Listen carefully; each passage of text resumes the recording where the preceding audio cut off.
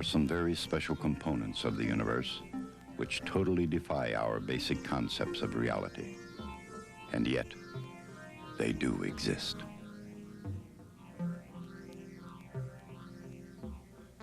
Stars are born, live out their lifespans, and die. The life history of a star is marked by two opposing types of pressure. One is the pressure created by the energy in the core of the star, pushing the surface outward.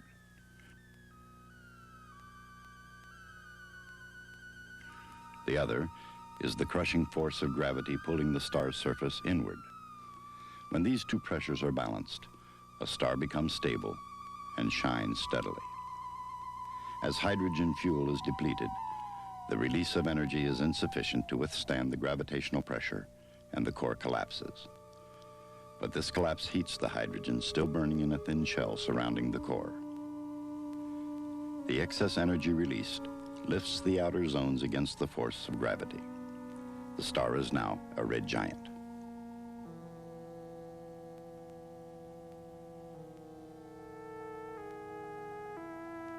In the final stage of its evolution, the mass of a star determines its fate.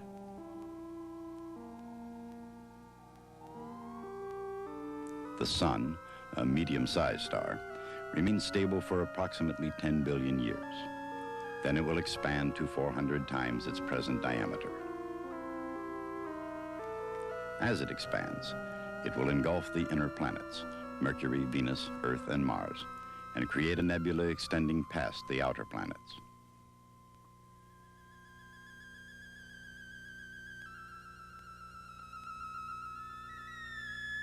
After millions of years, its reserves of nuclear fuel will be exhausted. Its outer layers will have dissipated, and only a white dwarf star remains, no larger than the Earth. Slowly cooling to zero temperature, it will end its life as a black stellar corpse. When a star more massive than the Sun reaches the red giant stage, the collapse of its core raises its temperature billions of degrees and can trigger a spectacular detonation, a supernova explosion. At the center of the explosion, a residue of the star is crushed by gravity to a neutron core, only a few miles across, but so dense that 10 billion tons of its matter would fill only a tablespoon.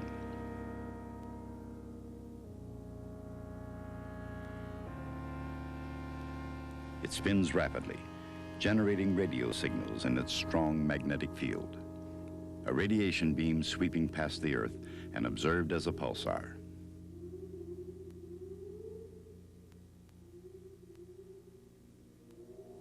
An even stranger end is predicted for the most massive stars.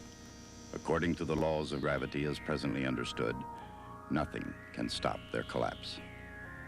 The star disappears from our universe, leaving a black hole in space-time.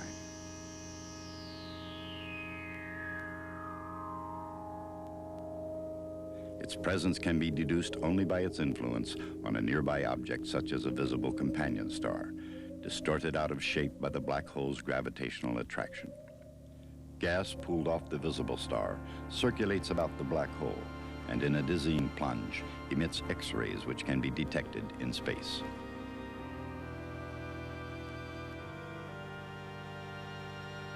No light or matter can ever leave the intense gravitational field of this cosmic abyss. The physical laws that govern the conditions within this bizarre object are practically unknown. Black holes are one of the newest phenomena that have come out of astrophysics, and they come in many different sizes, large and small, and they are revolutionizing both astrophysics and relativity theory and the way we think about things. A black hole originally was thought to be the end state of a very massive star. When a star collapses, as it uses up its fuel, it no longer has light pressure to keep it blown up. It falls down, and finally, the material in the middle gets so compressed that the electrons are forced back in to the protons, turning them into neutrons. Neutrons keep falling in, and finally the neutrons are right next to each other, and the nuclear repulsive force tries to push them apart. Now, if the star is small enough, that's what happens. They do repel each other with enough force to cause the explosion to stop. There's a rebound, and that's what causes a supernova explosion, leaving behind a neutron star core. However, if the star is bigger than about 2 solar masses, as the neutrons get pushed together, there is this repulsive energy. It's like pushing a spring together. You now have spring energy, let's say, stored in those neutrons. Now, energy, according to E = mc squared, is another form of mass. And so we now have a little more energy, a little more mass in those 2 neutrons. The extra mass creates a little more gravity field, which pushes the neutrons a little closer together, makes a little more energy, a little more mass, and makes the gravity field stronger. And when you analyze it mathematically, you find that it is unstable. They will continue to collapse because the more they try to resist, the more gravity field they make, and the only result is in the description, is the fact that they will warp space up on themselves and form what is called a stellar-sized black hole. And this is a typical black hole.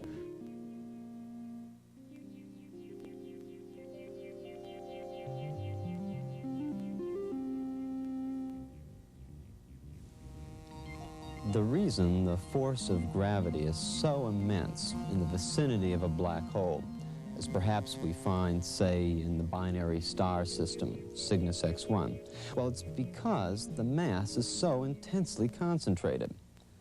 Now, even though the gravity is immense near a black hole, this doesn't mean that a black hole is some kind of a cosmic vacuum cleaner that sucks everything up that happens to stray within a few hundred light years of it. Actually, it's easy to understand why that's so by keeping in mind how gravity works. You can think of it in terms of a person, say, standing on the surface of the Earth.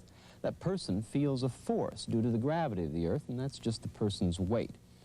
Now, we're normally about 4,000 miles from the center of the Earth's radius. If we take a person who weighs, say, 200 pounds, and then enlarge the Earth so that the Earth is, say, twice as big as it really is, with a radius, perhaps 8,000 miles then, well, this causes the person's weight to decrease, in fact, to a quarter of what it was before, to 50 pounds, because the person is farther from the center of the Earth. On the other hand, we could compress the Earth, same amount of mass in the Earth, but compress it to half the size, to a radius of 2,000 miles. Well, then a person standing on the surface is going to feel a greater force. The person's weight is going to be greater, in this case, by 4 times, to a weight of, well, about 800 pounds. Well, even though a person standing on the surface of the Earth has his or her weight changed like this because of the distance from the center being changed, the Moon, in its orbit around the Earth, wouldn't even notice these kinds of changes. The Moon, of course, is responding to the force of gravity as well, but here the distance isn't changing. So even if we compress the Earth or enlarge it, the Moon continues in its orbit around the Earth. And if the Sun were to become a black hole, and it won't, because the Sun just doesn't have enough mass, enough material to do that. But if somehow the Sun did become a black hole, well, even so, the Earth and all the other planets would continue to orbit around the Sun as they have for billions of years. Albert Einstein's theory of general relativity has been thoroughly tested over the past 60 years, and it's provided us with a fairly clear idea of the structure of a black hole.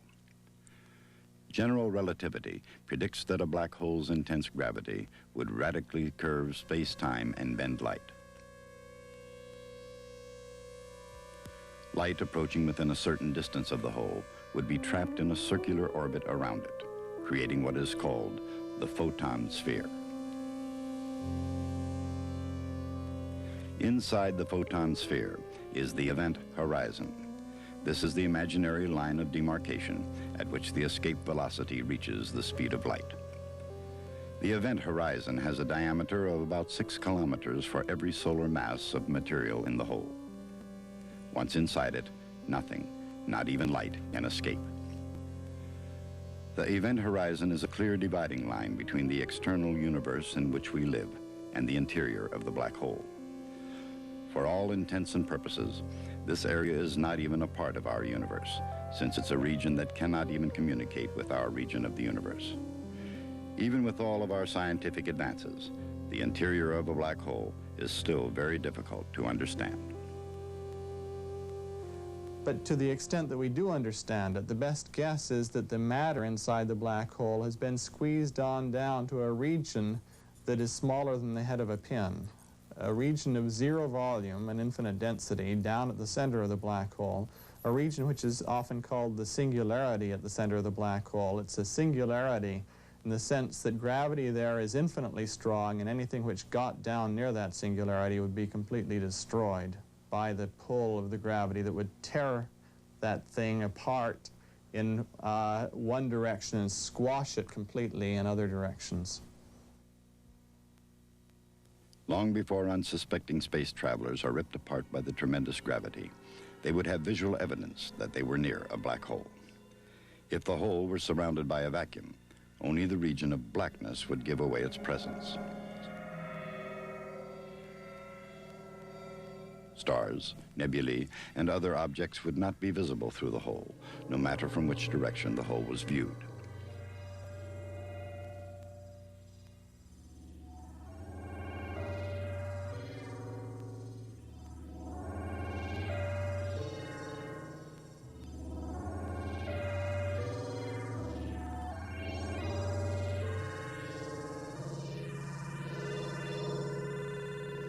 But a black hole might not be so isolated.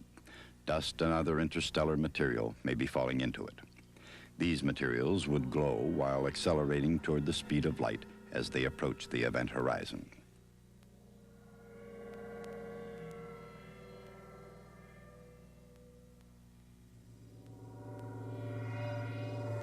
Light from distant stars behind the black hole would be focused by the gravitational pull of the hole in much the same way that a lens focuses light. This would produce a ring of brightness around the hole at a distance of about twice the radius of the event horizon. This ring would also be outside the photon sphere. Even though the photon sphere is composed of light photons, the light is trapped in its curved path and would not be visible to viewers on the outside.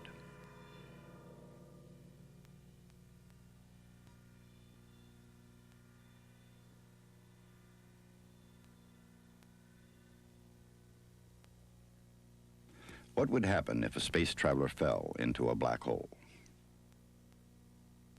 A person falling into the black hole, if it were a typical hole like I described, which would have a mass of a few times what the sun weighs and a circumference of, say, 40 kilometers, 40 miles or so, such an observer would feel very strong gravitational pull on his feet relative to his head, because at any moment his feet are closer to the black hole than his head, and that means his feet are being pulled a little harder than his head. Now, that's true of me here in this office, equally true. I don't feel a difference, but near a black hole the difference is so great that the observer will actually feel it, and before he ever even reaches the horizon, the difference will be so great that the observer's body will start to get pulled completely apart and he'll get stretched in the radial direction. At the same time, the pull of gravity will squeeze him from the sides and he'll get turned into a long, thin noodle, even before he's reached the horizon. Well, it's obviously going to be hard to find a black hole if it's an object that gives off no light whatsoever. But we stand a chance of discovering black holes if we can see them through their influence indirectly on other nearby objects. Most of the stars in the sky are binary stars or multiple star systems. And if we were to imagine that one member of such a system, say a binary star, somehow became a black hole, well, we could possibly detect its influence on the other member of the pair. We know, for instance, that a great deal of X-ray light should be emitted. Well, all we do then is look out in the sky for peculiar sources of X-rays. The only problem with this is that X-rays don't make it to the surface of the Earth. They're absorbed by the Earth's atmosphere. But it is possible to go up above the Earth's atmosphere. We did this in the past with sounding rockets. They only gave us a brief glimpse of sky and X-ray light. A really good look first came of that X-ray sky when we sent up the Uhuru satellite in 1970. This, in fact, provided us with a number of possible candidates for black holes. And the Uhuru satellite was followed by another program, a more ambitious program, a series of satellites known as HEO, High Energy Astronomy Observatory, a series of satellites that is intended to observe the sky in X-ray light and gamma ray light, and also to measure cosmic ray particles in an attempt to better understand exotic objects like neutron stars and pulsars and radio galaxies, quasars, and of course, black holes, if they're there. In the past few years, as we've identified the optical counterparts of these X-ray sources, that we've been able to study the system both in visible light from the normal star and X-ray light from the X-ray star, that we've begun to understand how these X-ray binary stars fit into the larger picture of stellar evolution. It seems to be that when these two stars start out, they're both relatively normal stars, but one evolves faster than the other, presumably simply because it's slightly more massive and spends its nuclear fuel budget that much faster. When that faster evolving star finally dies and ends its life as a more compact object, a white dwarf or a neutron star or perhaps even the elusive black hole, it is then in a position very close to the relatively normal star and exerting a very considerable gravitational influence on that normal star. Our current picture of what happens is that because of this intense gravitational attraction of the compact star on the nearby normal star, the outer layers of the normal star are literally stripped off and fall down onto the compact star. As this gas approaches the compact companion, it becomes very hot because it's compressed into a small volume, and it's this very hot, small region of glowing gas about to hit the surface of the compact evolved star that is responsible for the X-ray emission that we see. If black holes do exist in binary X-ray sources, and that's not at all a foregone conclusion, but if it does happen, the mechanism by which the X radiation escapes, paradoxically, is reasonably well understood. And that is that the material that is falling off of the normal star onto the companion black hole turns out to have some angular momentum. The normal star is spinning, and so this material that comes off the normal star is also spinning. And so rather than falling directly into the black hole, it rather piles up in a ring, in a sort of donut around the black hole, sort of waiting its turn to fall in. And in this waiting area, in this donut-shaped volume of gas, things get very hot because the gas is compressed into a very small volume. And it's this hot gas outside, just outside of the black hole, that would be responsible for the X-ray emission in this description of black hole binary X-ray sources. So the concept of a black hole where no light escapes from within the star is not violated by the idea of seeing X-ray emission from the gas that is just about to fall into but is not yet inside the black hole. There is one particularly intriguing galactic X-ray source which seems to be somewhat different from all the other ones that we've studied thus far, and it's called Cygnus X1. It's the brightest X-ray source in the constellation Cygnus, and the optical counterpart is a 9th magnitude star, visible even in a very modest amateur's telescope on a summer night. Cygnus X1 seems to be different from the other X-ray binaries that have thus far been analyzed in that its gravitational attraction on the companion star seems to be very intense. That is, the mass, the weight that we infer for the unseen X-ray star is much, much larger than the mass that we infer for the X-ray stars in any of the other X-ray binaries. In fact, the unseen X-ray star in the Cygnus X1 binary system is so heavy that it seems it may not be possible for that star to be what is generally the endpoint of the life of normal stars, either a white dwarf or a neutron star. There are certain maximum permitted masses for white dwarfs and neutron stars over which these stars simply cannot form, and it seems like that Cygnus X1 exceeds this permitted mass limit. It is, in fact, the only galactic X-ray binary where this is the case at the moment. And so we have a suspicion, at least, that Cygnus X1 may be something different, and perhaps that something different may be a black hole. We should be very cautious about jumping to the conclusion that Cygnus X1, or any other strange object we see in the sky, is really a black hole.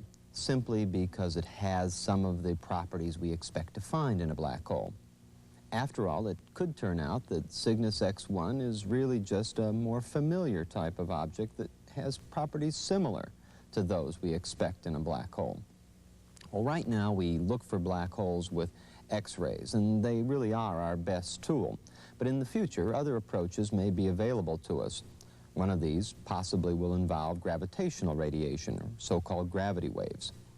Now, in 1916, Albert Einstein developed his general theory of relativity, and in it, he described gravity in a way very different and more accurate than Newton had before him. And Einstein also predicted some unusual and not really as yet well understood properties of matter, including the possibility of waves. Einstein's theory indicates that gravity functions much like electromagnetism. If we have an electrical charge, the charge has an electromagnetic field. If we have a mass, that mass has a gravitational field associated with it.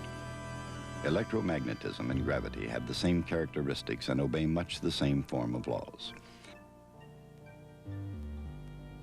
If we take electrons, or negatively charged particles, and accelerate them back and forth in a wire, we form an alternating current, knitting electromagnetic radiation, or radio waves. Similarly, according to Einstein's equations, if we take a mass and accelerate it rapidly, it will also radiate energy, but in the form of gravity waves, or gravitational radiation. This is different than the simple gravity field. Gravity radiation is caused by a mass accelerating through space. If we were to freeze all the planets and stars moving through space, there would be no gravitational radiation. Unlike the gravity field itself, which is a property of the mass of the object, the gravitational waves given off by an accelerating mass are usually very weak, because most masses are accelerating very slowly. The amount of gravitational radiation emitted is affected not only by the mass, but also by the acceleration of the object. Thus, we would expect to be able to detect gravitational radiation from very massive objects accelerating at very high rates. This leads us to the most mysterious objects yet discovered in the universe. They emit radiation in the form of gravity waves rather than light or radio waves. They are neutron stars and black holes. A neutron star is not nearly as dense as a black hole. The gravity field of a black hole is so intense that even light, which travels at more than 300 million meters per second, cannot escape its pull once it is captured. Black holes can have enough mass and acceleration to emit powerful gravity waves.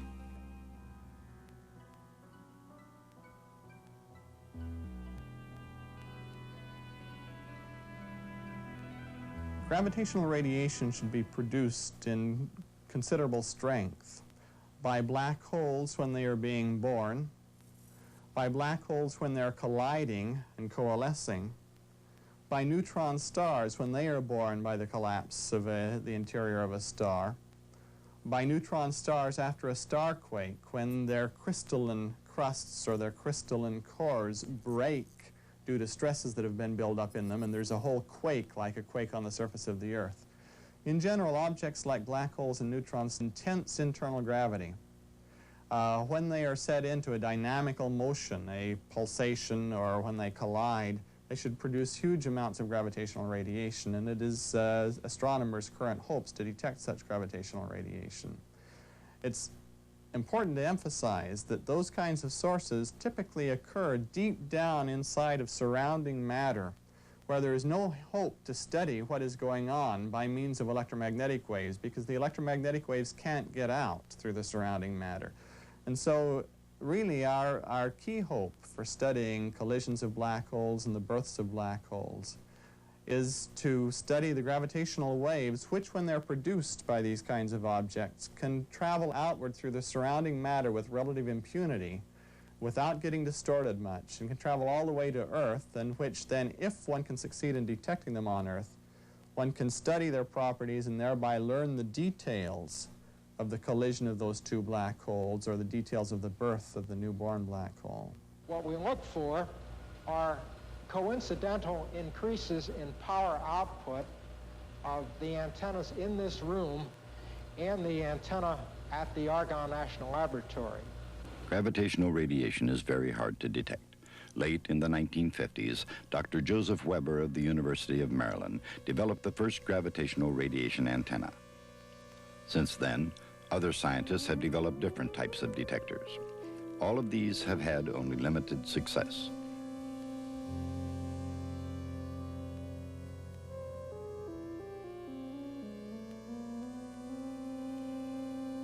Another possibility would be to build an antenna in space.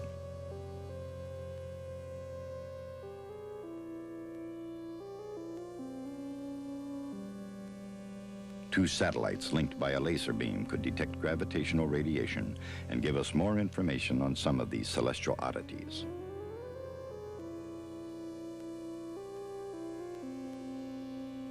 Black holes are really strange objects. They were predicted mathematically in the 1930s, but we still don't really know for certain if we've actually found any. And black holes also involve very bizarre concepts. This makes them somewhat difficult for us to accept. Notions like a singularity, where as much material as we find in a star is compressed into essentially no volume at all. Well, discussions then of black holes often involve discussions as well of time travel and other universes, and the whole thing takes on a very unlikely aspect. But if, as some propose, this universe that we reside in is all going to collapse in upon itself in the distant future, well, then that means that we're trapped inside our own event horizon and, in fact, caught within a universe-sized black hole.